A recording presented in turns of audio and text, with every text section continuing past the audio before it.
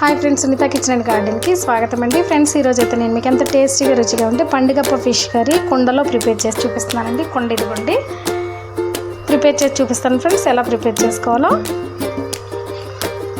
సరిపడంతా పసుపు, కారాన్ని, సాల్ట్ అన్నీ వేసేసుకుని మనం ముక్కలను అయితే బాగా కలిపేసుకుందామండి. వేసుకుందామండి. ఇప్పుడైతే ఫిష్ ముక్కలు బాగా మ్యారినేట్ చేసి ఒక 10 మినిట్స్ పక్కన పెట్టేసుకున్నామండి. నేనైతే కుండను పెట్టేశానండి. ఇది వేడెక్కిన తర్వాత ఇందులోకి మనం ఆయిల్ని అయితే వేసేసుకుందాం. కర్రీకి సరిపడంత ఆయిల్. మిక్సీ పట్టుకున్న పేస్ట్ని ఇందులో వేసేద్దామండి.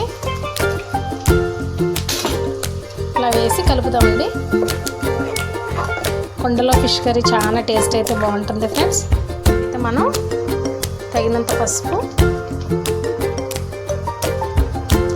సాల్ట్ ఆల్రెడీ మనం ఫిష్ ముక్కల్లో వేసాం కదా ఫ్రెండ్స్, అందుకని కొంచెం వేసుకోవాలండి. కలుపుతూ వేగనివ్వాలండి. ఇప్పుడైతే మనం 2-3 పచ్చిమిర్చి చీలికలు చేసి ఇందులో వేసేసుకోవాలన్నమాట. ఫ్రెండ్స్, నేనైతే ఫస్ట్ టైం కుండలో ప్రిపేర్ చేస్తున్నానండి. కర్రీ చాలా టేస్ట్ ఉంటుందండి.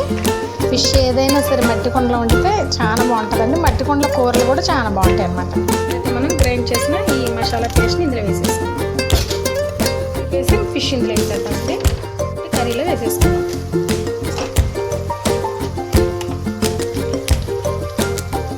మాత్రమే కలిపేసి మూత పెట్టేద్దామండి. మళ్ళీ కలపకూడదు, ఇంకా గంట అనేది యూజ్ చేయకూడదు మనం, ఎందుకంటే ఇవి ఫిష్ చాలా సెన్సిటివ్గా ఉంటాయండి.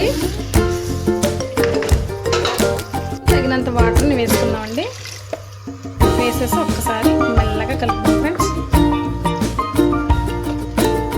పండుగప్ప అంటే చాలా టేస్ట్ అండి. గోదావరి చేపల్లో పండుగప్ప, పులస, పుస్తలు అమ్ముకొని పులస తినాలంటారండి.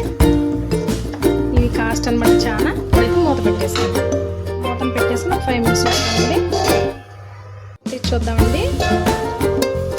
కర్రీ అయితే రెడీ అయిందండి. ఇప్పుడు మనం నానబెట్టుకున్న చింతపండు పులుసుని కొంచెం వేద్దాం ఫ్రెండ్స్. ఇది గోదావరి చేప కనుక ఎక్కువ మనం పులుపు అయితే వేయకూడదండి. నేను సన్న గరిటెతో ఇలా తిట్టుకున్నాను. ఇప్పుడు మనం ఉప్పు, కారం అన్నీ సరిపోయినైతే చూసి ఒకసారి వేసుకోవచ్చండి. ఇప్పుడైతే మూత పెట్టి 5 మినిట్స్ ఉంచుతాం. ఇప్పుడు బెండకాయ ముక్కలు అయితే కర్రీలో వేస్తున్నానండి. చాలా బాగుంటుంది. చేపల పులుసులో బెండకాయ ముక్కలు చాలా బాగుంటాయి.